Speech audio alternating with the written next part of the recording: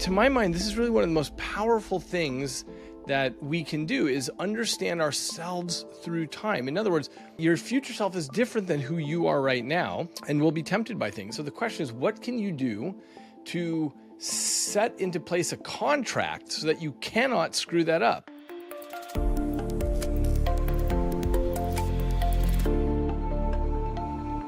Dr. Eagleman, welcome to the Finding Mastery podcast. Thank you. It's so nice to be here. Congratulations on a meaningful and significant body of work in the field of neuroscience. And I am so fired up to have this conversation.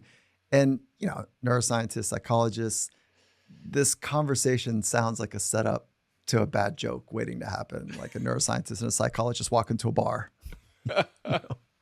But how would you finish that joke? Well, I don't know, because I don't drink, and maybe you don't either. So I'm not sure why we're walking in there. But to judge all the people that are not drinking? No, let's not. Let's make sure that's not part of the end of the joke. That's so funny. Okay, good. So you don't drink, no alcohol. No, nope. And what were the reasons for that?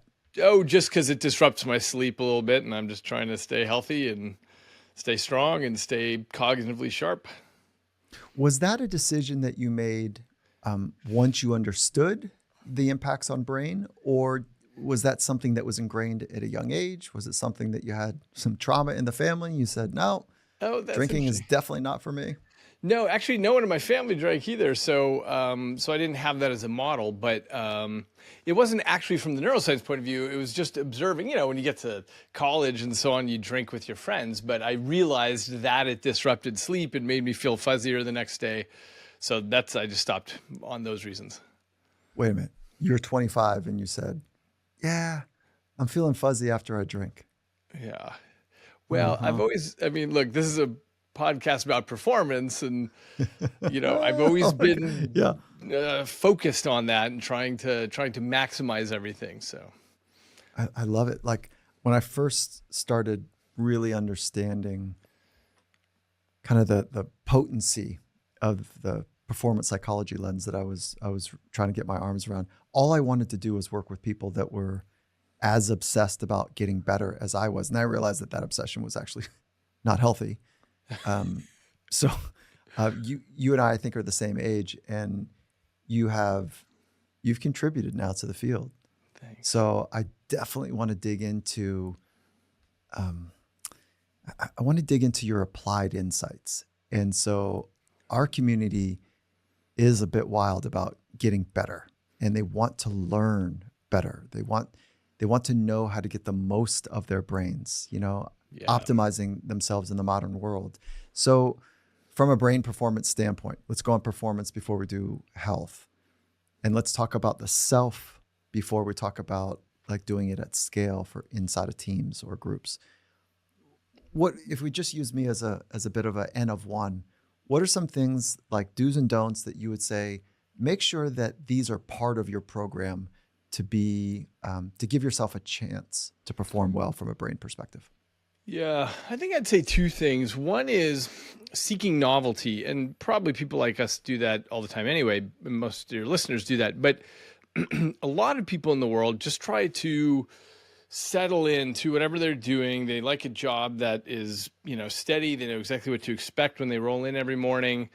And same with their political views. They like just they know how they feel about this or whatever. But the fact is that one of the most important things you can do for your brain is to constantly challenge it, to present it with situations, with data that its internal model doesn't capture, and it has to say, this is uncomfortable. I don't know what's going on here. Or, something that you can't yet do, but you want to. So a really key thing is to always keep yourself between the levels of frustrating but achievable, and push yourself on new things all the time. Probably, again, to listeners of your podcast, this probably seems obvious, but it's not obvious to most of the world, and it probably bears hearing even for those for whom it is obvious. So seeking novelty is one. And by the way, there are a million small ways to do it. And I have noticed it's really useful to get into small habits on this, like, in your home, just after listening to this podcast, just go and,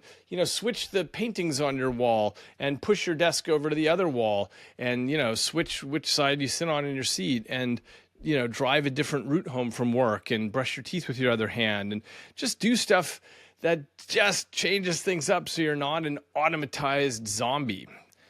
So that's number one thing that I'd say, and I think it's really useful. And I've always done that with my life, but all the people that I know who have done that with their lives, they're all high performers. They're not falling into ruts, but they're constantly skimming the surface of the water and able to stay up.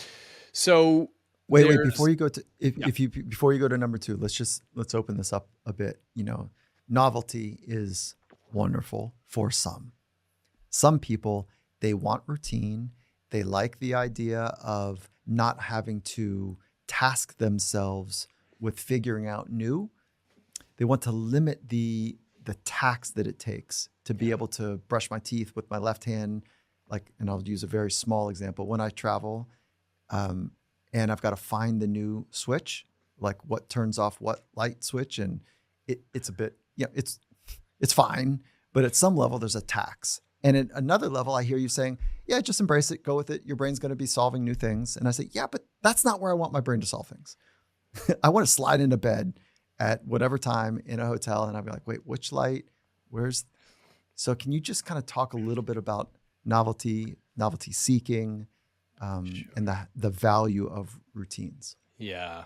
I mean, one thing, just given your hotel light example, is that it just doesn't matter because you'll never be back in that hotel room, and it's unlikely you're going to learn something new and something that shakes up your internal model in a meaningful way. So probably seeking novelty in that way isn't so important. But seeking novelty in, I've been thinking a lot about politics this past weekend and so on. Seeking novelty there and trying to absorb different points of view and things that are hard for you to shake them up and think about things in a new way.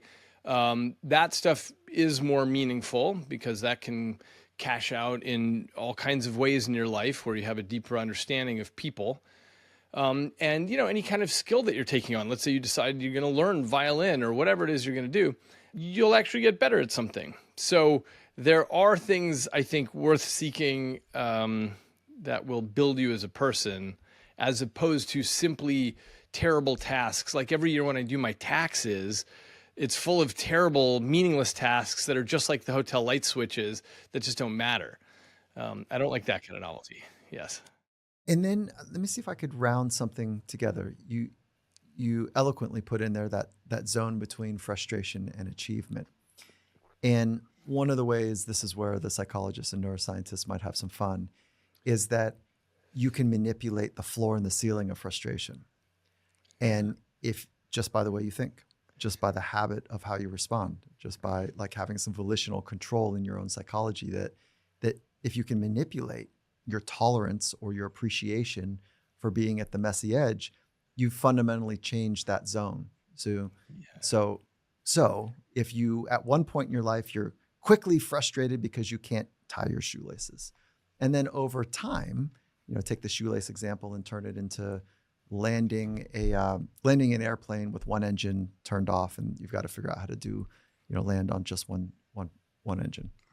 That if you can maintain your cool and not get frustrated with the conditions, that you end up lifting your achievement, your zone to learn, because the frustration kind of it creates that, what would you call it? That internal level of hostility where learning stops, where novelty is no longer cool. And so how do you think about manipulating the frustration bit to be able to be in a deeper learning zone? That actually ties into the second point I was going to raise, because so much of who we are has to do with our narratives that we tell ourselves, the sort of the structure, the setup that we give ourselves. So if you set yourself up in a way such that, you say, look, I'm going to accept this level of frustration and that's what I'm facing, then it's no problem. This obviously helps to be surrounded by friends or listening to podcasts of the right sort or whatever, where you feel like, okay, look, this is there's no point in whining when I fall down on the ski slope or whatever, because I've had this modeled to me by the people around me that I can be performing at a much higher level. So my level of frustration shouldn't be down here. It should be way up there. So these things are really helpful to set ourselves up that way. And as far as achievable goes, that's the ceiling part. You want to make sure things are achievable. So you want to be realistic about that part of it, which is to say, the puzzle you're taking on or something, if you know that other people have done it, it's useful to remind yourself of that a lot. Hey, look, if some other schmuck can do this, I know that I can do this too. Okay, so let's stay here for a minute because this is fun. That idea that if somebody else can do it, I should be able to do it, or I can do it, can cut both ways, right? So it's like it can create space. Like, look, if Denzel can do it, I'm pretty sure that I can figure this thing out too. Okay, so that's cool, but it can also create space. But it also goes, look, if Denzel can do it, why am I not getting it? And so it's just this subtle little judo in how you frame the reference point. And that's something I would love to open up for our communities, is like the way you frame things influences the tone, not only just the words, but the tone of those words, which I'm not sure how that would square with how you're thinking about it, but it just seems so apparent to me that if we're trying to get good at lifting the frustration floor, that our reference points matter a lot and how we think about our reference points. Yeah. Obviously there's going to be some influence of personality here as well, because I guess I've never been the type to think, well, if Denzel can do it, why can't I do it? I just use that to push myself harder, because the answer is, if somebody else can do it, and if I'm physically capable, I mean, if it's not something that you have, like Michael Phelps has a much longer wingspan than I do, so I'm probably not going to ever be able to beat him in swimming. But if it's something that I should be able to do, then I use that as a lever to push myself. Yeah, that's cool. But yeah, so you don't fall to the frustration. Yeah. You use it. Yeah, so you encourage yourself, you back yourself. You probably say things that I would resonate with, like as first principles. Do you agree that you can do hard things, that you can figure shit out? Oh, yeah. That when setbacks happen, how would you finish that? Oh, I just need to try this harder. I mean, I guess the thing that has always, the thing that's always driven me is, if I see somebody else doing something, I should be able to do that. I mean, it's not, there are obviously differences between humans, but generally, if something is achievable by, especially a number of humans, not the thing that only one person can do, but if hundreds or thousands of people are doing something, I can get there. I just have to work at it. There you go. Okay. So that is a framing of autonomy and agency, and like this idea that you've got competence. And okay, I just had on one of your colleagues. I don't know if you know where this is going. Dr. Sapolsky. Oh, and great. And so his new research is about determinism. And he's like, there's no free will. It's a myth. So like, I don't know, if you want to think about it, or if you want to believe that and you have a happy life, that's okay. But I'm just telling you, there's no free will. And so do you go down the rabbit hole with him on determinism, or do you stay pretty buoyant on where I'm at the agency level? Here's what I think. I think our science is a little too young to know for certain. So it is the case that most of neuroscience certainly directionally points towards the idea that we don't have free will. Why? Because if you damage parts of your brain, you lose particular functions. You lose the ability to name animals or see colors or, do the right kind of decision making or understand music or 100 other things that we see in the clinics every day. So we know that this is all tied to the function of your brain. And so the natural next step is, okay, well, look, maybe absolutely everything about what we perceive as our free will, maybe that's just all a brain illusion. And that certainly might be the case. I just don't think we know enough to know that with certainty. Mm. What we can know with certainty, I think, is that almost everything you think and do and act and believe is generated by parts of your brain you don't have access to and any awareness of, for that matter.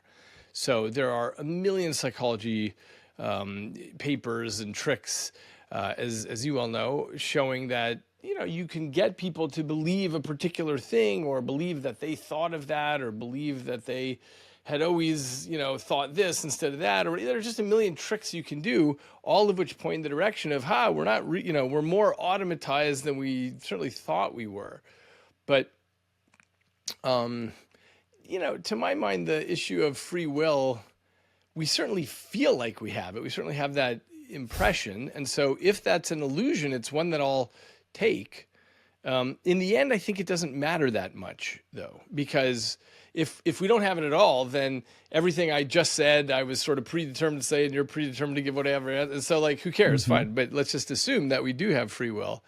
And, the other thing I'll just mention, just to be really clear on that, brains interact in a giant network nowadays more than ever with other brains and situations. And so my brain is influenced by what you just said, and yours by mine, and so on, and everybody's by everything. And so there's a sense in which even if we had free will, it's not deterministic in a sense that we could ever figure it out. We could never know, here's exactly what you're going to do next, because it's way too complex for that, because it involves not only my 100 billion neurons, but their interaction with your 100 billion neurons, and that times all the 100 billion neurons of people listening to this conversation right now and what's going on in their lives and so on. So I want to hit consciousness with you, because I think it's it's a bit of a rat's nest to go into, but I'd love to get your take on it. But let's stay with your first 2 points on what somebody can do to optimize their brain. Squared up, it's very clear, novelty. Second point? Second point is has to do with the topic of actually my next book, which is it's called the Ulysses Contract. And the idea of a Ulysses Contract is where you make a pact with your future self. So most people will remember that Ulysses, or Odysseus as he's also called, was coming home from the Trojan War. He realized he was going to pass the island of the Sirens, where the sirens sang songs so beautiful that it beggared the minds of mortal men, and they would drive towards the island and crash into the rocks and die. And so Ulysses really wanted to hear the siren's song, but he knew that, like any mortal man, he was going to be vulnerable as well. So he saw the island of the sirens way out in the distance, and he knew they had a pass there. And so what he did is he had his men lash him to the mast and fill their ears with beeswax. And he said, no matter what, no matter if I'm screaming or yelling, just keep rowing. So what this was the Ulysses of sound mind making a contract with the future Ulysses, who he knew would behave badly. So he was tying himself to the mast so that he couldn't misbehave in that scenario. And to my mind, this is really one of the most powerful things that we can do, is understand ourselves through time. In other words, whatever, let's say you're on a diet or something, you think, I won't eat that cake when it comes my way because I know that I shouldn't because I'm on a diet. Forget it. Your future self is different than who you are right now, and will be tempted by things. And everyone has different sorts of temptations that plague them. And so the question is, what can you do to set into place a contract so that you cannot screw that up, so that you are actually bound to that behavior? I'll just give you a couple examples if it helps. For example, in Alcoholics Anonymous, one of the first things they tell you is get rid of all the alcohol in your house. Because you might think, okay, look, I'm not drinking anymore. But then on a fun Friday night or a lonely Sunday night or something, maybe, there's the bottles there, you're going to end up drinking. So what you do is you get rid of it. For people battling drug addiction, one of the rules is don't carry more than $20 with you at any time. Because at some point you're going to run into someone who tries to sell you drugs. And if you have the cash, you'll buy the drugs. So you just don't carry the cash with you. There are a million examples of this sort of thing, but I found this one of the most useful ways of navigating life is just setting up contracts. There are also, by the way, a million, easy, simple ways to do this. For example, if I want to, keep a consistent workout schedule or something, just getting a friend to meet me at the gym so that when the time comes, if I feel like, oh, I'm a little tired, I'm busy, I don't think I'm going to go today, I have to go because now you have set up a contract. This guy's going to show up there. So doing things socially is massively important. I love this. I mean, leave it to you to be this clever, this grounded in research. Well done. I love this. And one of the reasons I like it is because I'm listening to an esteemed neuroscientist talk about psychology. And I go, yeah, look at that. Like, that's great. Like you know,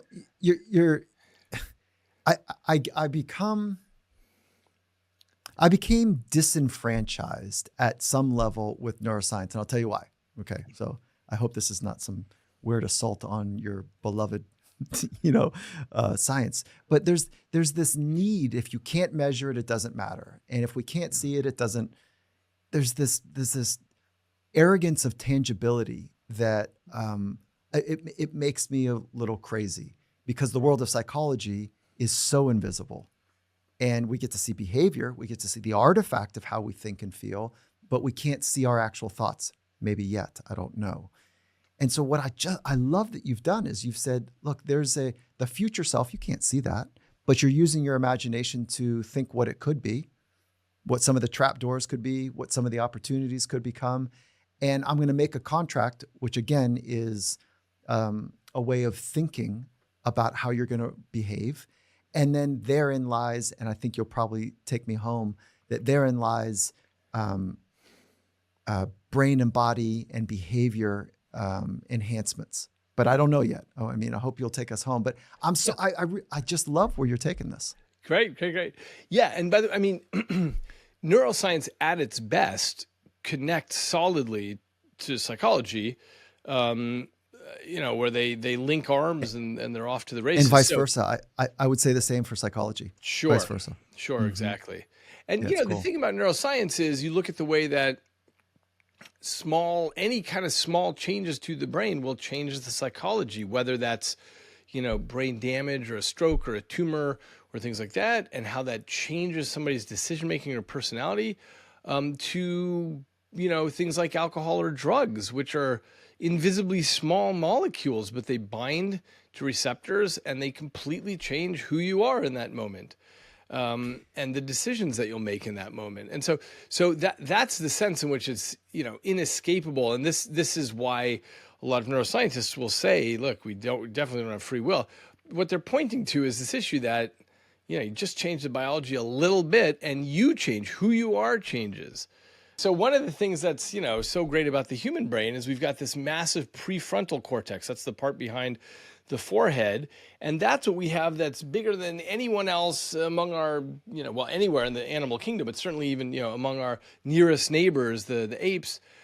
We just have much more of this prefrontal cortex. And that is what allows us to simulate what ifs. That's what allows us to think about other possibilities, what could have been, what will be, what'll happen if I do this, that kind of thing, including who will I be when I'm faced with that temptation? Am I going to make the right decision, or do I need to set shackles into place now to constrain that person? And so this is actually the part that I have found the most fascinating about neuroscience is how the self is not really one thing. We're not individuals in the sense of being, not divisible, but instead you are many things. You're made up of all these rivaling neural networks, and we can measure this in brain imaging.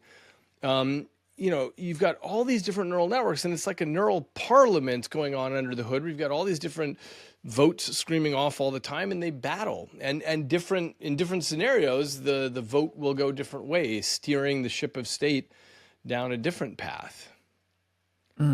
So if we double click here for just a little bit and we talk about the process of setting up a contract with your future self, we know the research on behavioral contracts that they do help shape behavior. We know that to your earlier point, when we're accountable to somebody else, we have a higher likelihood of doing that activity or showing up in a particular way. Okay, so I think I know where you're going. And then when you talk about prefrontal cortex to do the what if scenario, okay, yes. And then are we making this, if we wrestle this thing all the way down, are you saying think about your future self. And are you inviting, so we talk about like create a vision of the person you want to become. So I'm not going to goal setting materially here, but performance imagery is in essence one of the best practices in sports psychology. So use your imagination to see a future self, and you're saying make a commitment, reduce the levers that you would have to be able to go against, you know, the temptations, or are you suggesting,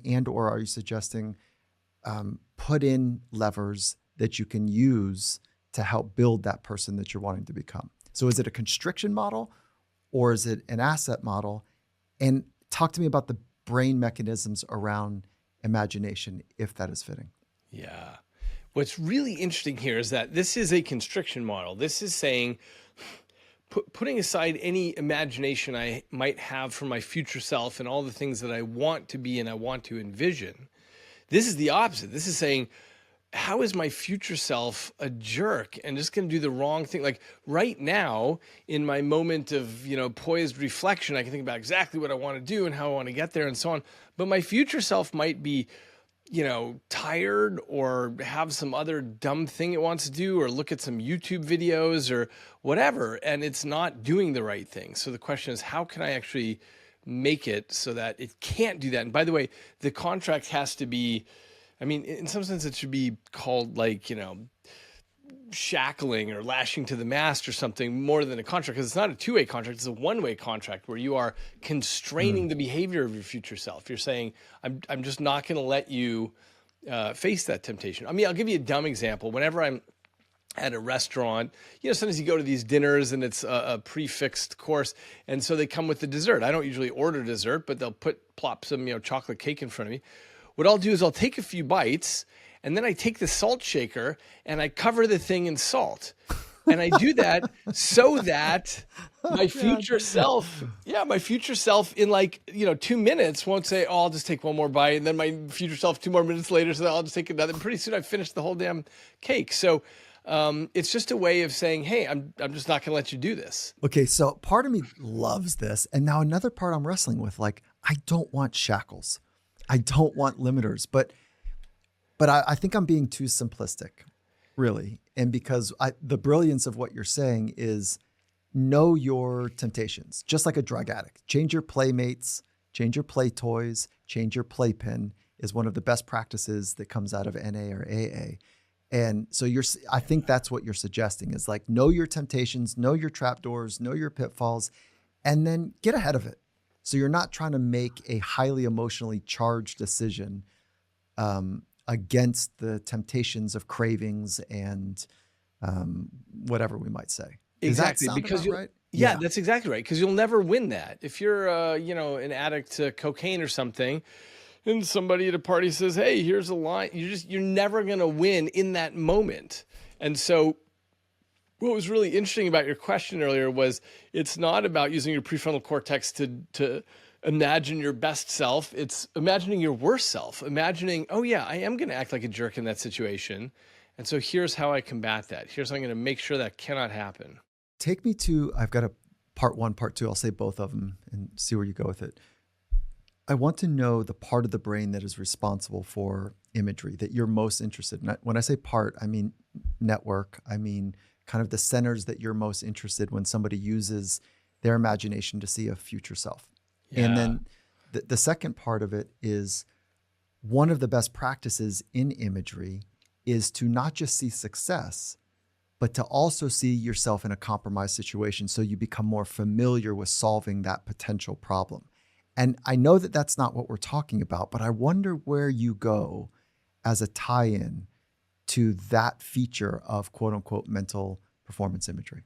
Yeah. Okay. So I'll do these in order. So the part one thing about what parts of the brain are involved. So as I said, your prefrontal cortex is involved in simulating possible futures, but there are actually, this comes back to this theme that I'm always banging on about, that the brain's actually made up of lots of different networks, and even the prefrontal cortex has all these different parts to it. So just as an example, there are parts, for example, what's called the orbitofrontal cortex, which is involved in gauging the emotional experience or the emotional response that you'll have to something.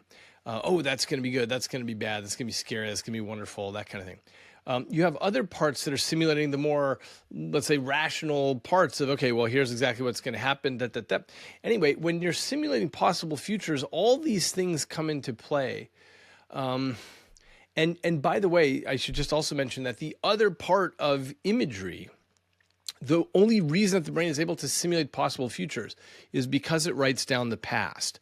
So memory exists only so that we can simulate the future. So everything that you've experienced in your life is tracked and recorded, not with great fidelity, but it's, recorded so that you can use those as building blocks to simulate possible futures. Isn't that cool? That's cool. And there's a bit of activation across the motor strip that we think is likely involved in myelinization. And I don't know if you've come across any of this research, but I love it. There's not a lot here, but have you come across mental imagery and myelinization? Not in terms of myelinization, but certainly when you're doing mental imagery, you're activating the motor cortex. I mean, it's like you're simulating what it would feel to do that thing, exactly the way that when you're doing visual imagery, you're activating the visual cortex. And I've published a lot of studies on this, looking at what happens when people are simulating possible futures, and you can see the activity. Essentially, they're running their visual cortex as though they were seeing something. Just as a 1-second side note, people have, across the population, you have a real spectrum of visualization abilities. So some people, when they're picturing something, they see it like a movie, and other people have no particular visual at all. It's conceptual for them. Both are perfectly able to do things and, be effective. But it is interesting that you can measure, this is what we showed, is that you can measure by how much activity you have in visual cortex, whether you are seeing it like a movie or down at the other end of the spectrum, not really seeing anything. So this is what we try. We try to move the conversation from visualization to imagery. And when you're in the imagery framing, as we're talking about it, you and I are talking about, you want to try to feel it. You want to try to smell it. You want to try to hear it. And of course, you want to try to see it if you can. And if that becomes, if you have a dearth in one of those areas, no problem. There is some skill building to it. But you want to try to create as much of a lifelike image as you possibly can, and even slight movement. Like if folks that are watching on YouTube, you'd see this, but if you're just using your imagination right now of what we're talking about, if I were to drop into a wave, I do a slight move. My eyes are closed, and I'm doing a slight movement like I'm paddling, and then I can just gently imagine my hand placement. I feel the pop up onto my surfboard, slide my back foot down, and then feel the way it would feel to get to the bottom of the wave. And you do all of that in slow time and real time, and we ended up, noticing that people are using lots of their brain when they do that. And so it's pretty cool, isn't it? I mean, it's actually quite amazing. Sure. I mean, exactly, because one of the things that has always blown my mind about this is that if you look in a neuroscience textbook, it says, look, this is the part of the brain that used for seeing and for hearing and for feeling and moving and so on. But in fact, we spend most of our time not in the here and now. We spend our time imagining and reminiscing. And imagining can be what things will be like, what things could have been like, all these things. Even fictional worlds, like, oh, what, I only saw half that movie. What would the other half be? You're imagining, you're playing out plots and so on.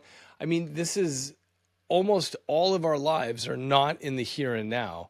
And we just got a new puppy here at home, and I think it's hard to know, but I think probably most of his entire life is in the here and now. He's not spending time thinking, oh, back when I was a really small puppy, this was happening. Maybe when I grow big, this will happen.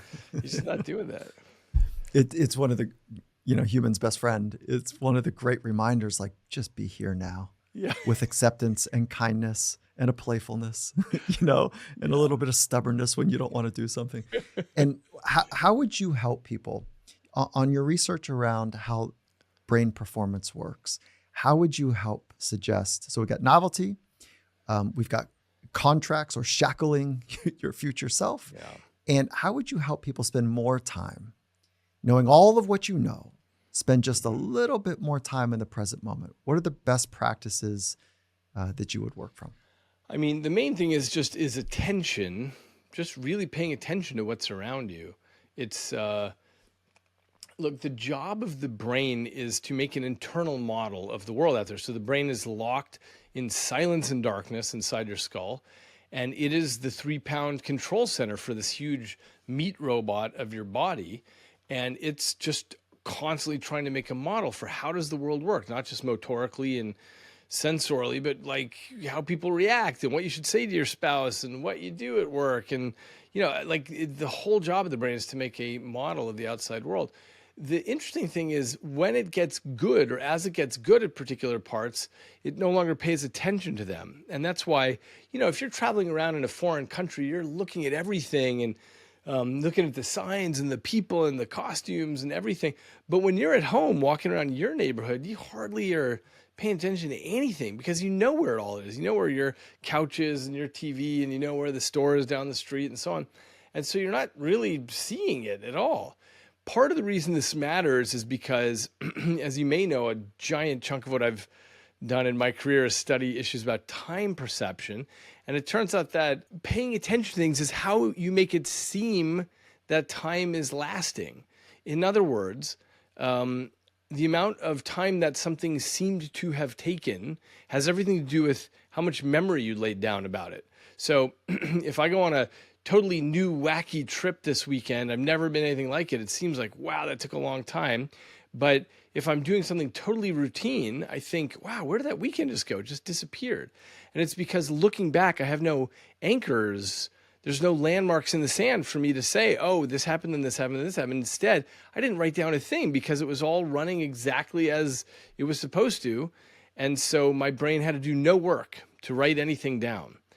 And so I'm not saying how to live longer here. We're not talking about health. I'm talking about how to make it seem as though you lived longer. And that has to do with, this comes back to this first point about seeking novelty. So anyway, paying attention to the things around you always yields new things. I'll give you just one silly or interesting example. So my son is 11. We just got these glasses from a friend that have different filters over each eye. So it looks kind of like sunglasses, but you're getting different wavelengths through one eye than the other. So your brain has never seen anything like this because through your right eye and your left eye, you're looking at the same object, but different colors are getting to your two eyes. And so your brain says, whoa, I don't know what to make of that. And so it essentially produces what's almost like a new color. It's like a very glowy, kind of shining color. It's very interesting. Anyway, my son and I have been wearing those around, and now we're just really attentive to the colors of everything. Even when we're not wearing the glasses, we're just looking at everything, and it's like we're seeing the world afresh. And at my age, it's so nice to have things like that, to have things where you just look and you pay attention to everything. Yeah. Literally putting on, like, the idea rose-colored glasses, but putting on glasses that are shaping the way your brain's working. Yeah. That's awesome. Yeah. That's what, to be a kid again in adult body with adult body. Yeah. It's so good. Do you think you're living the good life? I do. I mean, not knock on wood. I hate, but yeah, I mean, yes, I it's like I feel it in your voice, in your, the passion that you have around even talking about your son and your dog, and the science and the novelty of learning something. Like, it feels like you're learning the good life. Do you have any insights on how people can work from the inside out to live a better life?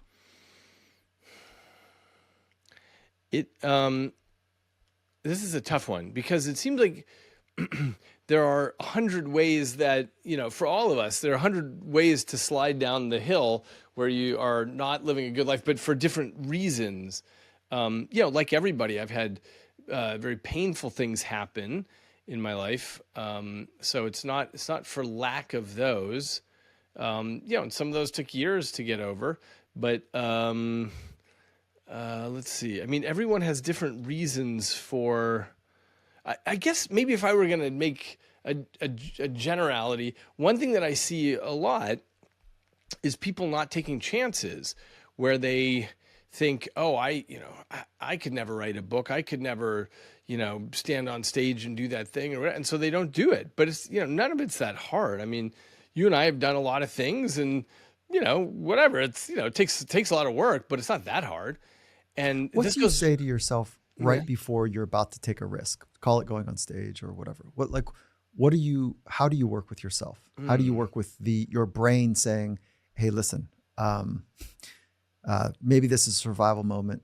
Maybe this is the moment you get kicked out of the tribe.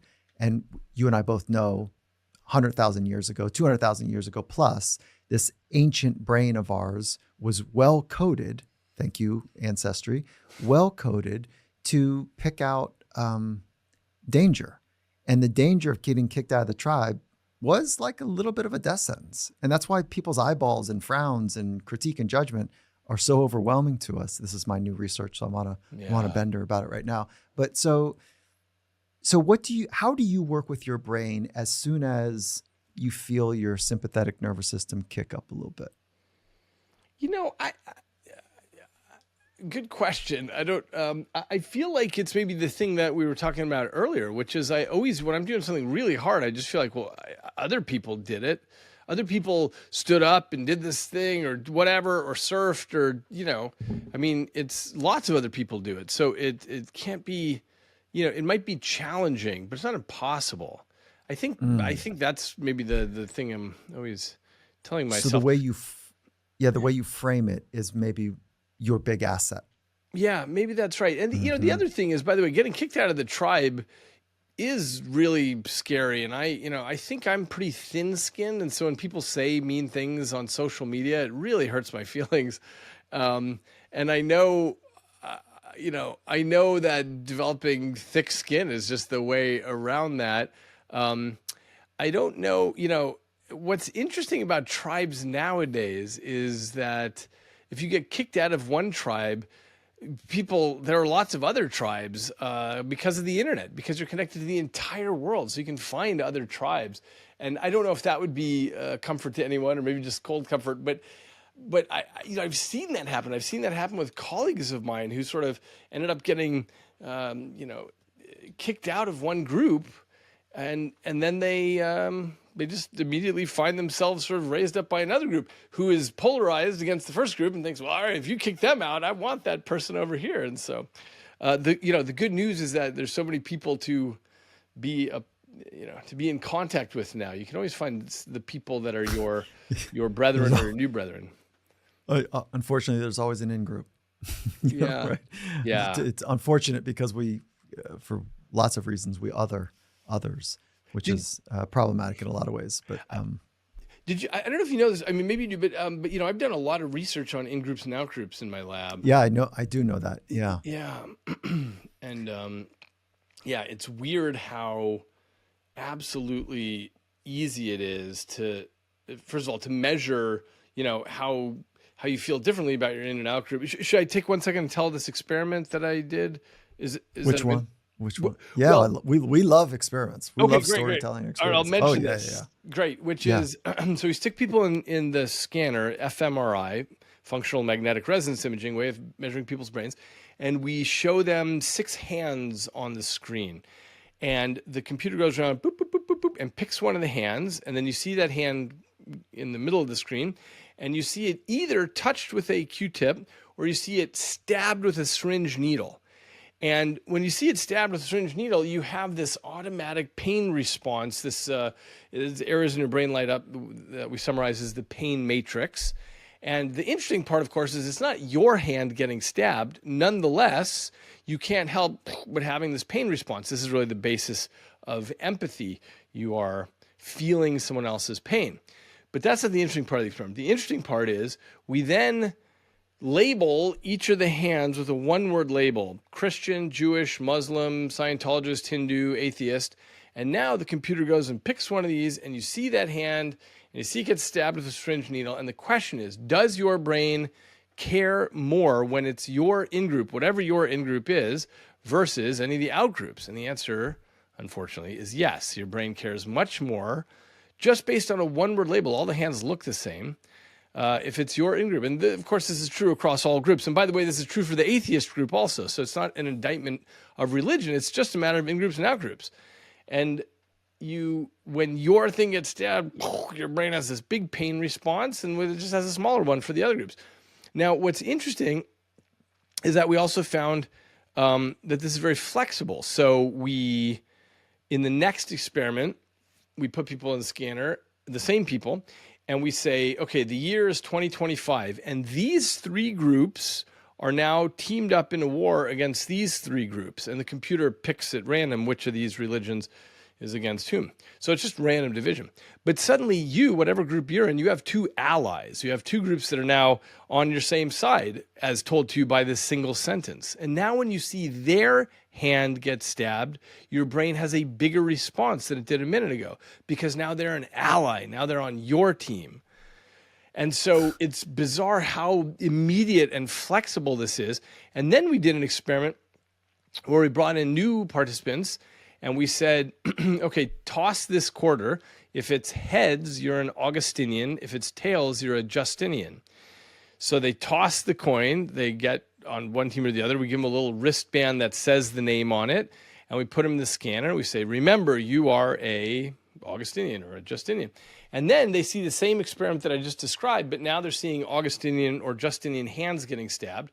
And they care more about the thing that they just got assigned to, and they know was arbitrary because they were the ones who tossed the coin. So, but all you need is a one-word label saying you are on this team, and suddenly you're much more prone to have your brain at the most basic first level has this big response. That shows up like in a practical way in so many functions, like sports teams. Oh, You know, yeah. like, and even if you're not like, like whether you're the in-group or out-group, there's an energy there, and it feels real, like even though you don't maybe know anybody on the team, but you've identified with the brand or with the emblem or whatever it might be. Please. I was just going to say, we see the absolute worst of it with with political issues and bad. Obviously there's a lot of polarization stuff, but I'm not sure when this podcast will air. But just this past weekend was Hamas's invasion of Israel, where they gunned down 260 young people at a music festival, as well as killing babies, mothers, grandmother. It's just I think about this a lot because I've done so much work on the issue of in-groups and out-groups and what's going on with the brain and psychology. And, what does it take to get to the point where you can feel like somebody's so sufficiently in your out-group that you're perfectly fine murdering them and driving around, stepping on their mangled body and, chanting and pumping your gun in the air. What does it take to get to that point? How awful it is that people can ever be like that. What I don't understand is the contortion that's happened for people to take those actions. Yeah. The levels of justification to rationalize, unless it's a group of sociopaths. And it just might be the case. I kind of doubt it. No, I think reasonable people will do awful things when the coercion or the manipulation of a story or narrative or in-group, out-group is so grotesque to them that they will go to these extraordinary means. I mean, right at Stanford, you guys ran one of the, not Milgram, Zimbardo's prison experiment, prison study. Like, so it's a kind of a great case example. But so I there's two parts of this. I'm glad we're talking about it because let's stay in the lane of brain science, if you will, before we start to pontificate about the. But I have our producer Alex was just telling me that some of his friends who are Jewish have they're in knots. They're in knot because they're feeling what's happening to their brethren. It's people that they haven't met, of course, to your study earlier, and also feeling for the families of Hamas. And so there's an interesting, my wife was crying last night watching TV, And she's like, I feel bad for everybody here. There's no winning. And so, where do you, from your research, if we can keep it down the lane of kind of what you've learned from your 3 decades, 2.5 decades, I'm Yeah. not sure, Something like of research here, where would you point us to better understand what's happening? Yeah. Well, I've done a lot of research on the issue of propaganda because this Mm. is how you get somebody into your outgroup.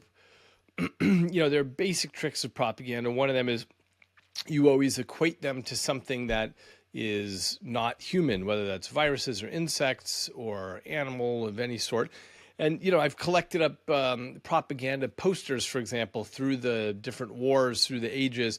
It's always showing the enemy, whatever your enemy is, as a giant ape or a beast, or or as a rat, things like that.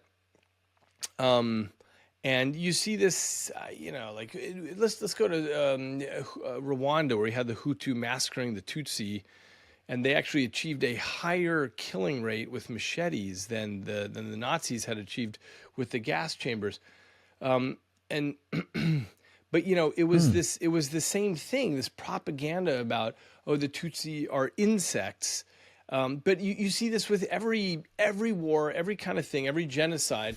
It's just doing that sort of thing. So unfortunately, in Gaza, the education that the kids are getting under Hamas is, it's in Hamas's charter to kill all the Jews and annihilate Israel. Like that's their charter. That's what they teach their children. So it's really tough if you're growing up in that environment to be able to escape that in-group out-group issue. It just requires meaningful education. This is, by the way, why I'm glad that the internet exists. There are lots of people who gripe about the internet and say social media is really terrible. I think it's actually probably helpful in some of these scenarios because at least it gives the option for somebody to see another point of view. And, who knows how often that's taken. Maybe it's only 1% of the time that somebody says, God, that's interesting. I never knew. Here's a person who kind of seems like me in some way, and they're talking reasonably, and they have a different point of view. They're from this group that I thought I hated, but I see that they've got a family and love, and they care about things the same way I do. Anyway, that's why I'm a fan of the ability to have communication, because historically, all through the last century, countries were cut off where the government controlled the media. For example, in the USSR, the media was completely controlled to the degree that they would even doctor the weather reports on the days of celebration for Stalin or Lenin or whoever. People would get Mm. airbrushed out of photographs, and then it was as though they just had never existed and so on. But now it's much harder to do that. Anyway, back to this thing about, you raise kids from a young age. In a sense, it's not even the kid's fault. It's the parents' fault and the educator's fault. But what you get is a generation who has, it's not even so much hatred. It's just that they believe, because of everything that we're told, that this other group is not even human and that they don't feel the way that they do. Right. Okay. So, how do you help? Okay. Two-part question. How do you help people process pain, even when they've seen it from a distance? I'm not asking you to become a psychotherapist here, but like from a neuroscience standpoint, maybe there's some utility in just understanding how pain works and then how to process through that. And because there's, physical pain and emotional pain, same network, just about. I think the overlap is quite remarkable. And maybe you can just illuminate some of when people are struggling to better understand how to work through pain. Yeah, well, I don't know the answer to that. There are some Mm. there's a weird neuroscience result, which is that the pain that you feel socially can actually be helped by Tylenol. So there was a study on this that showed, okay, so here's the way they happen to set up this study is, you're in the scanner and you are throwing a ball with two other characters on the screen. So you throw a ball to the Oh first yeah. guy, he throws the ball to the second guy, the Right. second guy throws the ball back to you. and you're throwing the ball around. But after a while, the two guys, number one and number two, start throwing the ball back and forth to each other, and you're no longer included. It's just a very basic childlike exclusion issue. And what happens is these pain networks come on board where you actually feel physical pain, or the same networks, I should say, when you're feeling social pain that you do when you feel physical. And this can be helped with Tylenol. It's a weird, wacky, but true thing. Okay, I wouldn't say that Tylenol is the solution for emotional social pain, Well, but the point is that it does something to the brain, pointing to the overlap between physical and emotional exactly. pain. That's the point I want to draw, Yeah. is that it's, Yeah. it is it's the same networks going on. And, I don't know. Look, I've been watching all these videos this weekend of what's going on in Israel, and it's so painful. And I don't know how to get over that or get through that. I mean, I think many of these images will haunt me for the rest of my life. And in part, it's because I have to admit, I think that I erroneously was thinking that the 21st century might be a little bit different. Because I happen to be a real history buff. And so I've studied lots and lots about all the wars in the 20th century, just, from the Chinese Communist Revolution to Nazism in Germany and the Russian Communist Revolution. And I mentioned the Hutu and the Tutsi in Rwanda and Pol Pot in Cambodia, and it goes on and on. And so I thought, wow, the 21st century, other than this bad start with 9/11 and then the wars that followed from that, it doesn't seem like it's been as bad. But watching what happened in Israel, I thought, wow, it's like humans have learned nothing. The brutality, the rape and murder and torture of families, just, it feels like, wow, we've gotten absolutely nowhere. So I don't know how to process through that. Yeah. I wish there was, well, I mean, I'll just add the psychological bit here, which is put words to it. I think this is, if the question was reversed, I'd say put words to it, feel it with other people, and put words to it. So I'm coming back to the same thing in different ways. And I'd also make sure that you are finding a way to take care of yourself, and kindness and love towards yourself if you're overwhelmed by the kind of the disruptive behaviors that you're observing. So can I ask you a question again, on that? I'm curious, of Mike. course, How yeah. do you how does one take care of oneself and not feel guilt at doing that? Yeah, I think that's a very smart, good question. And we were at a social event where one of our friends has family in Bethlehem, and she says, "This is absolutely insane that I'm here overlooking a sunset, and we're celebrating our it was a school function. We're celebrating our kids, and I've got family in Bethlehem that I don't know where they are." And so, how do you do it? There is a forcing function to grieve and process words and movement in social settings, and meaning with somebody else, and or writing things down. And at the same time, if you happen to be eating breakfast, eat breakfast. You've done your work, if you will. And when that grief and that sadness and that pain bleeds into the other parts of your life, when the task at hand at that moment is to eat or to write something for work or to be driving in a car, when it bleeds into the other functions, it becomes it just becomes overwhelming. So I'm not saying compartmentalize. I'm saying do your work, and when it bleeds into another part of your life, remember that you've done the work and you've got time maybe later in the day to do more work around it. And so it is being where your feet are, focusing your mind at the task at hand, knowing that you've been to the emotional gym in the morning. You're going to do emotional work maybe at midday with someone else, and then you've got some work that you maybe need to do at night. Same way we do it with physical training.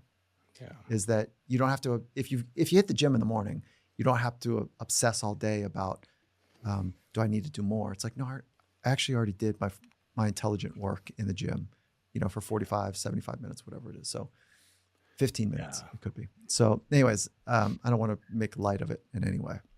Right. Yeah. So let me come back to your question though about what kind of things can be done about this. I've been thinking a lot about this at a societal level about how we can maybe try to get a higher level of education around the world. But a big part of that actually involves neuroscience. It involves understanding that we each have this internal model of the world that's extremely limited. It's based on your thin trajectory through space and time and whatever neighborhood you grew up in or whatever culture you're a part of. That's what determines your internal model. And the thing that has been fascinating to me is that everybody believes their own truth. Whatever your political beliefs, for anyone listening to this, you feel like, oh, well, obviously that's all true. And, I can't understand how other people don't see it so clearly. And they must be a troll or misinformed or an enemy.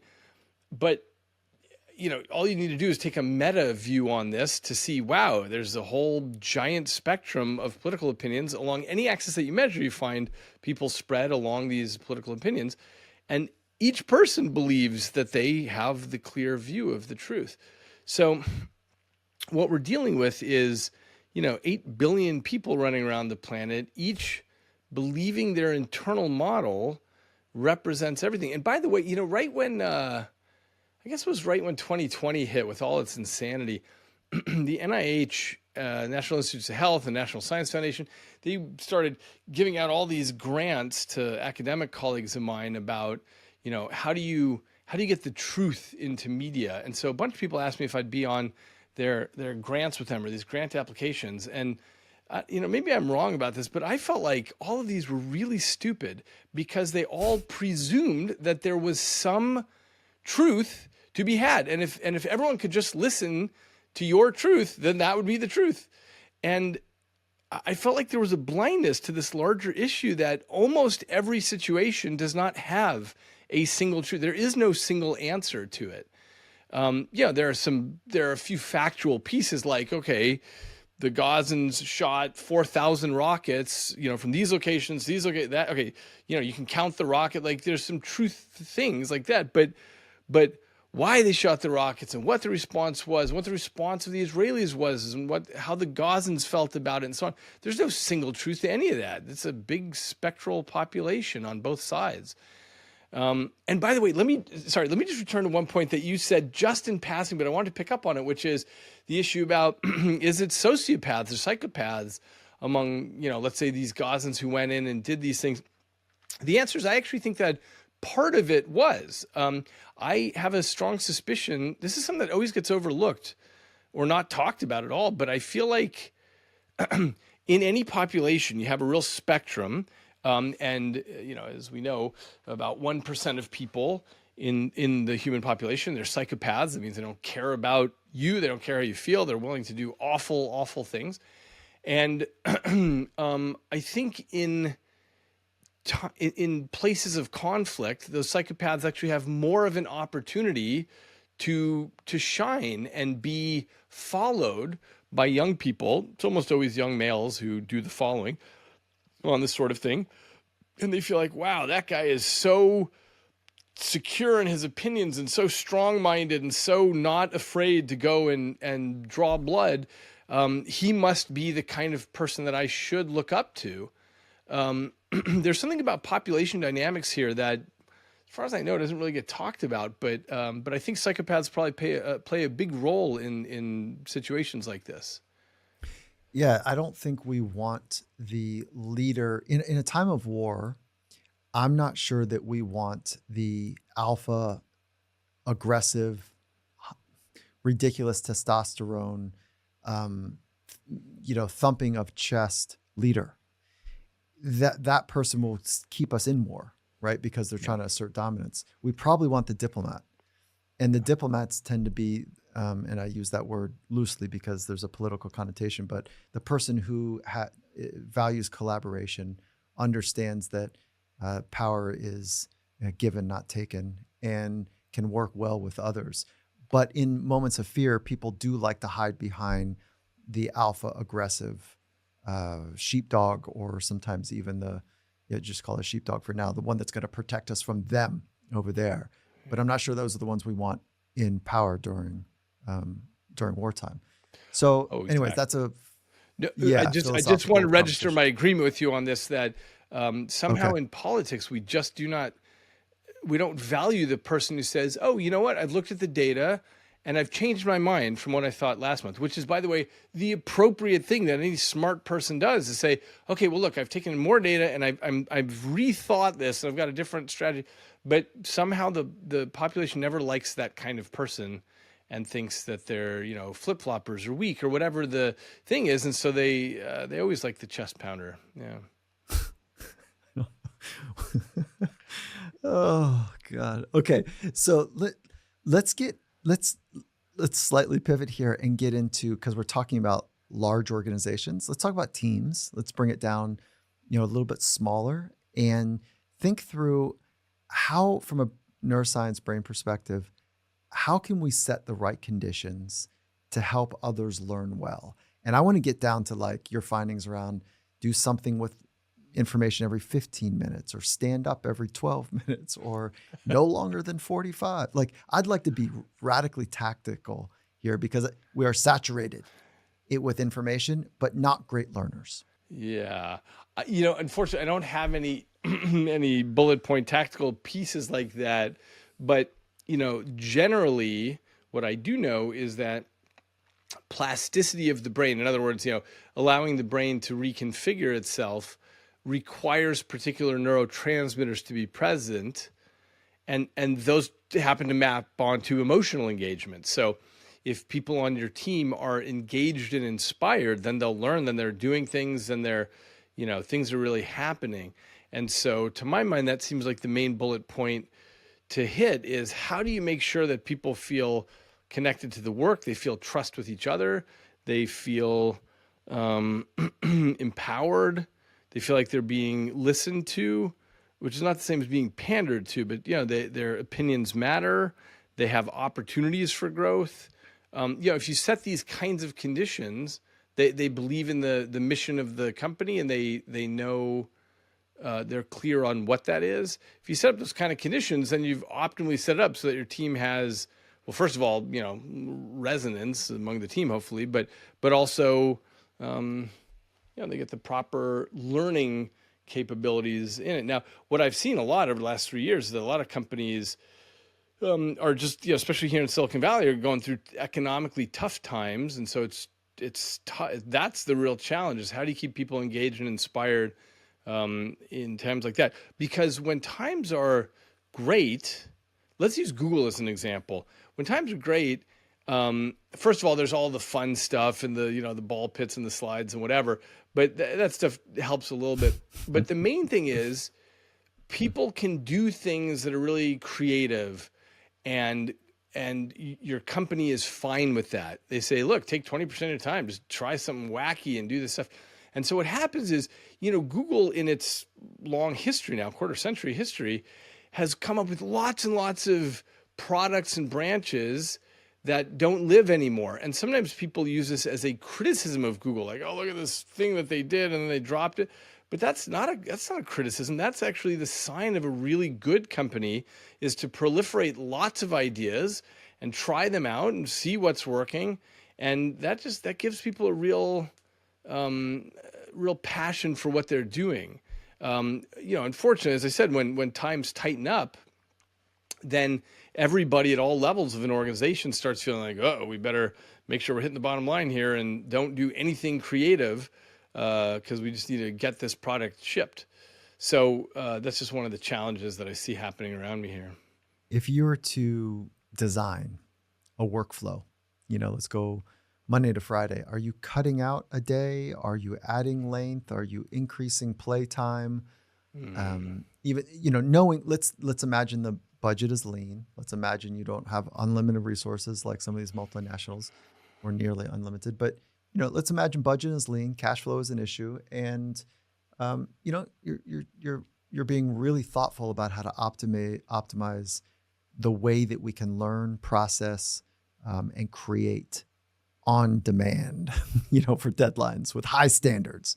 Let's imagine that kind of four legs to the stool. Here's my suspicion.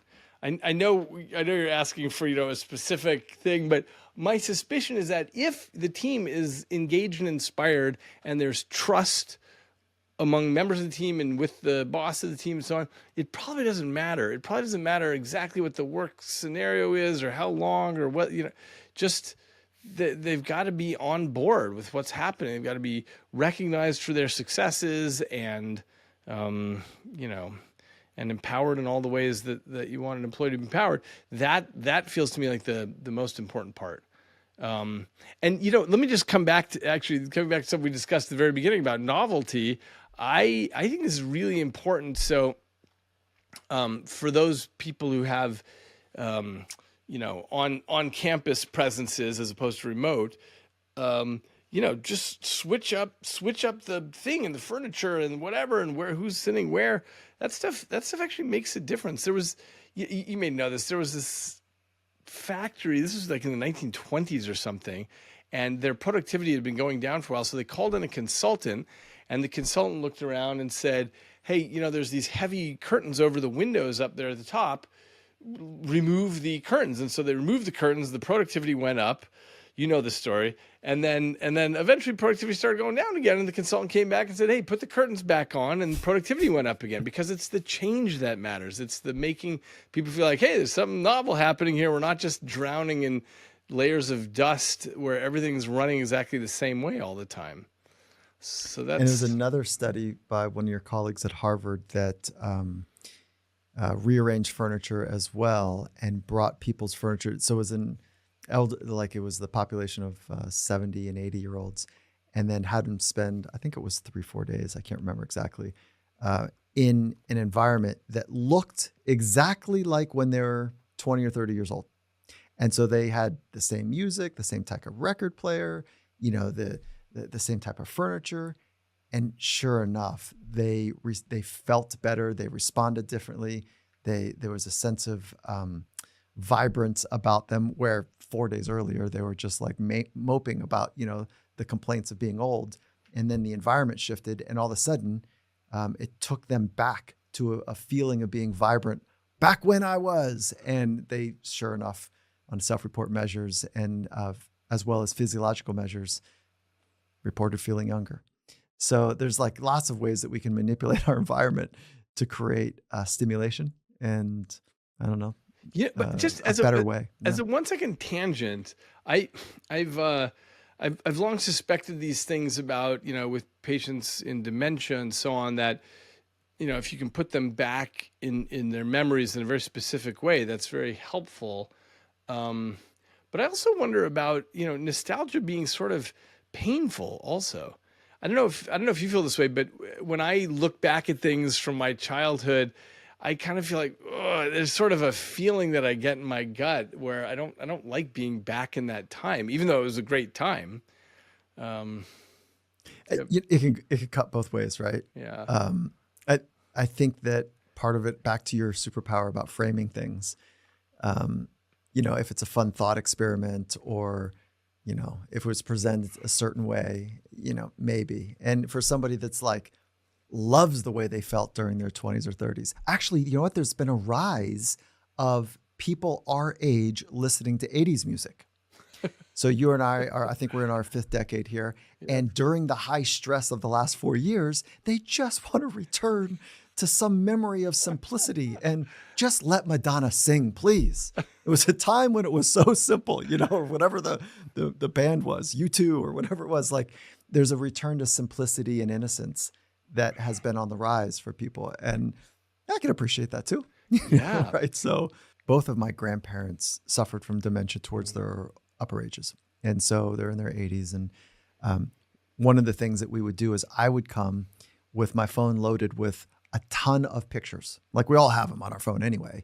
And we just scroll back to times when, and I would take pictures from the scrapbook. Instead of bringing the scrapbook in, I would just use my phone. And so times when, do you remember this? Oh my God. And so it's just, it was just awesome as a way to force us to be in the present moment, reminiscing about memories. And it reminded them that, life was so good, and, when it was amazing. And maybe you could take us from from imagination and memory into dreams. And I think you rang the bell now. I think you've rang the bell on dreams, which the jury was out for a long time. What is happening? Thank you. Is Carl Jung right?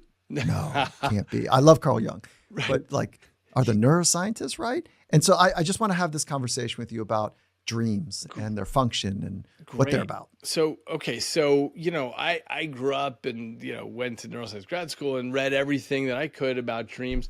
And, there's not really a satisfying explanation. It's just, maybe we're practicing programs that you don't get to do during the day, or maybe it has something to do with learning and memory or whatever. Everyone had their pet theory, but there was no sort of meaningful answer. And yeah, so 2 years ago or 3 years ago now, I think that I hit it. So here's how it started. So my last book was on plasticity of the brain and how flexible the whole system is and how fluidly it changes all the time.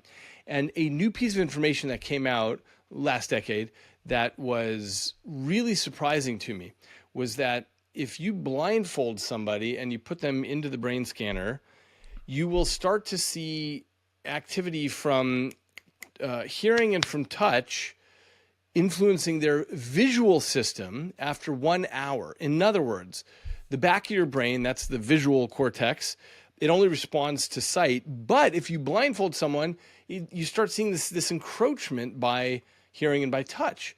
And everyone knew that happened anyway, because if somebody goes blind, that part of their brain gets taken over by hearing and touch. But no one had any idea how fast that could happen. So when I saw that data, I was talking with my student about this, and we realized, wow, that is really fast.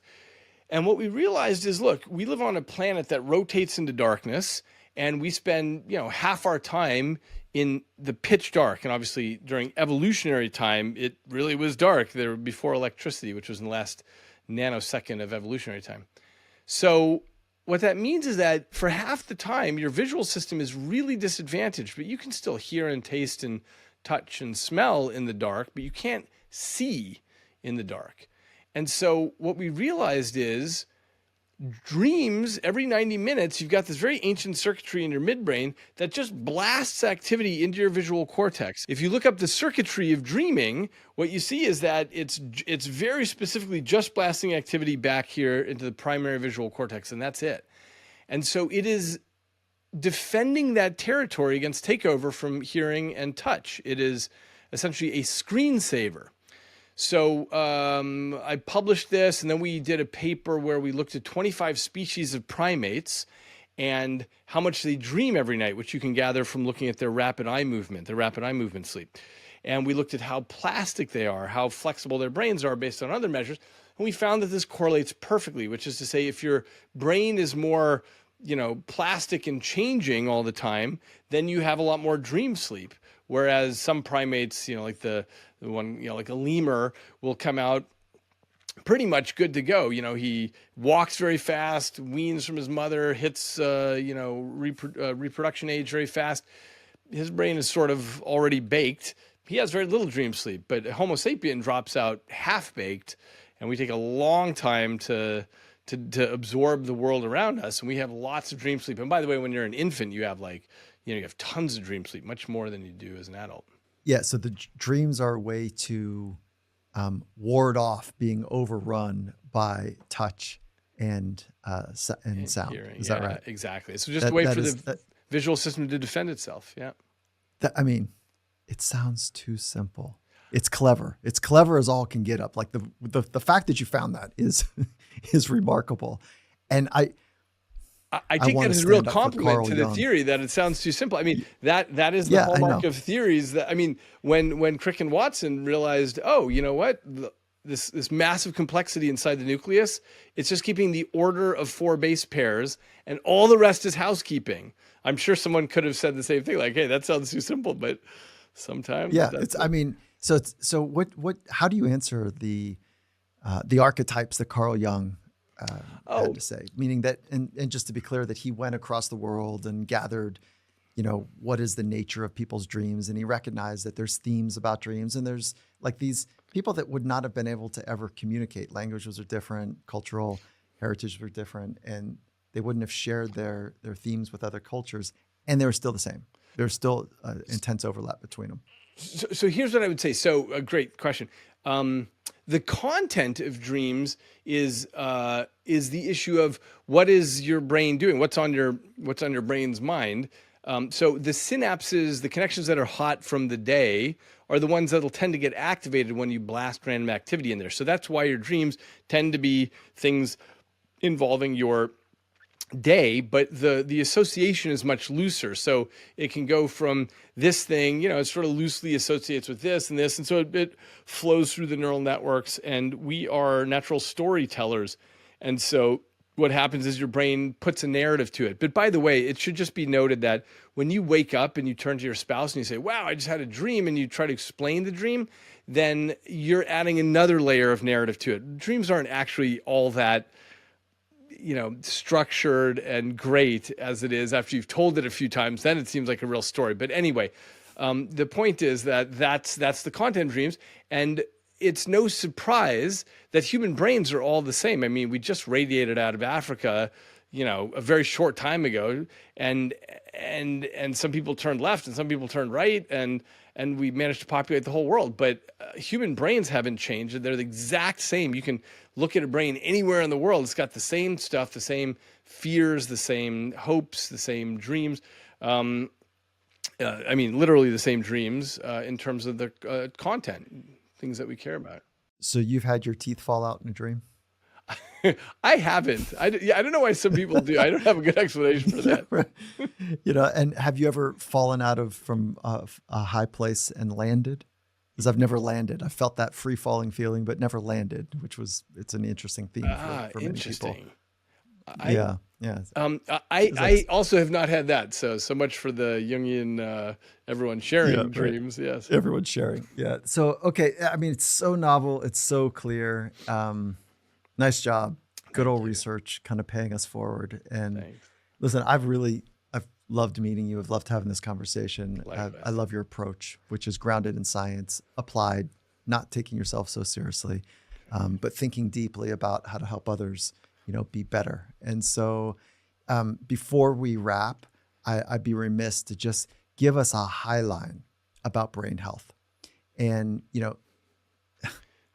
what are some do's and don'ts for brain health?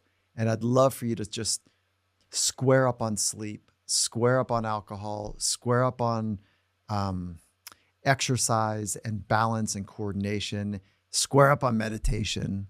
Like hit us with it. Yeah. Most of what I'm going to say, I assume that the listeners of your podcast already know, but sleep's massively important, and happily there have been a bunch of good books that have come out about this recently. So it's sort of on the public tongue now in a way that I don't feel it was, 10 years ago. So meaningfully getting that. Here's something new that I could add, I think, which is, so everyone talks about sleep and nutrition and so on, but I run a company, Neuroscientist, and we build things for hearing. And I have noticed that I have become really sensitive to noticing where there are loud sounds and the damage that does to people's ears. And, I've got 2 kids, and I feel like I'm this annoying dad now where I'm always trying to get them to turn that down and not be around those loud sounds. But what I'm realizing is, especially in a city environment, there are a lot of loud sounds. And I think it matters enormously to avoid that, to not be around loud sounds and to not crank your AirPods and listening to music like that. I think I'm assuming you grew up the same way I did, where we would have parties and, stand right next to the speaker and, unfortunately, what'd you say? Yeah, exactly. What'd you say? Exactly. The problem is the biology of the inner ear is so miraculously delicate and fragile. And the fact that we can pick up on these extraordinarily tiny air compression waves that one person says and another person hears, we all know people who are older than us who are losing their hearing, and it sucks for them. And no one wants to seem old, so a lot of people don't get hearing aids who really need them. And And eventually what happens is they end up getting excluded from conversation because they can't really participate in a conversation anymore. And there's lots published on the association between hearing loss and dementia now, because once people lose their hearing, their lives tend to shrink. They're not doing social things anymore. And as a result, they're not getting the challenge that their brain needs. So all of this is to say, the new piece I would add beyond the, getting sleep right, getting diet right, getting lots of exercise is just take care of your ears. All right. So neosensory, walk through exactly how that works to take care of your ears. And before you dive into it, I'm really over earpods. Like I know I have them in right now, but I'm not cool with them. And so the research, I'm not sure how to solve one of these technical issues. I could do over the ear, headphones or whatever, which I'm thinking I'm going to start doing. But can you point to any research on earbuds, whether it's EMF or it's the sensory manipulation that's problematic? I don't know of any research that says anything against pods in the ear, but the key is just the volume at which you have them. Volume. So just as a side note, whenever I wear headphones when I'm talking, and I always just keep the volume as low as I'm able to hear someone, but I never turn it up higher than that. Yeah, good measure. Okay, cool. Yeah. So neosensory. So neosensory, I gave a talk at TED in 2015 where I showed work that we were doing in the laboratory where we built a vest with vibratory motors on it, and it would capture sound and turn that into patterns of vibration on the skin. And deaf people could come to hear the world that way through their skin.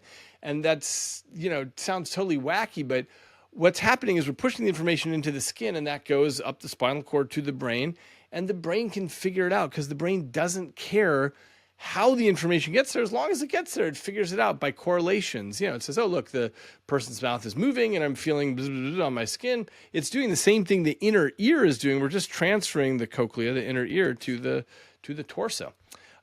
So immediately after I gave that talk, a number of VCs said, hey, we want to, help you make this into a company. And I was purely an academic at that point. And so it was a big left turn for me to start a company, but I did that. And that's been absolutely terrific because I've learned so much running a company. But we took that and we shrunk it down to a wristband. So the wristband is exactly the same idea. It's got vibratory motors built into the strap here. And it captures sound, turns into patterns on the skin. And for example, people who are deaf can come to understand what's going on in the auditory world that way. So we're on wrists all over the world.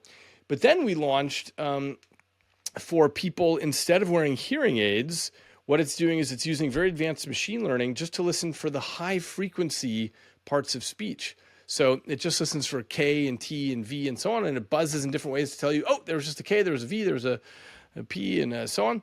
And people can come to fuse what their ears are hearing with what their wristband is clarifying at the high frequencies. And so that's been enormously successful. And so for a lot of people who don't want hearing aids, this is what they're wearing instead. And the last thing I'll mention, this was sort of totally accidental and not what we were aiming at, but what we found is that this is massively useful for tinnitus, which is ringing in the ears. So I have that. It's a. Do you have that? Yeah. Oh, it's a bit of a internal nightmare. It's really a bummer. Oh gosh, I'm so sorry. Well, okay, so you should try this because what it is you're hearing tones boop boop boop boop boop boop, and you're feeling it on your skin. And in the literature, there are actually some very sophisticated arguments about why this works to drive down tinnitus.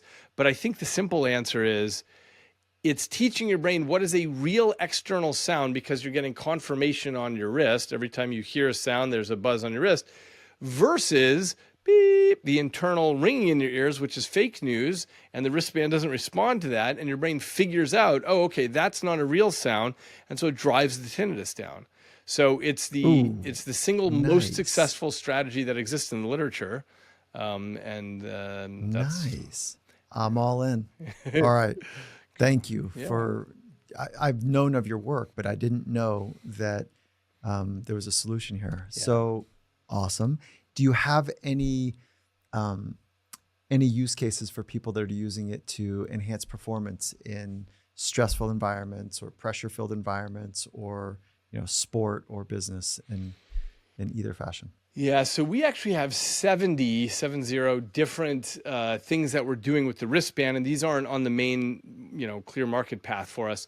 Everything from infrared to social media to feeling someone else's physiology. Like let's say you wear one of those smart watches that measures your heart rate and heart rate variability and galvanic skin response, and your wife wears the wristband and she can feel what your body is doing, even if you're on the other side of the nation. Now, that may be a terrible idea for marriages. I don't really know, but we're trying things out like this about blurring the boundaries between self and other.